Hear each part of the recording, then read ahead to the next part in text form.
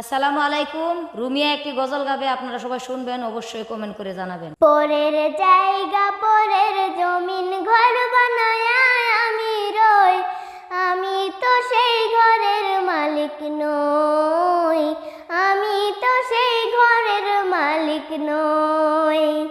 পরের জায়গা পরের জমিন ঘর বানায় আমি রই, আমি তো সেই ঘরের মালিক নই, আমি তো সেই ঘরের মালিক নই।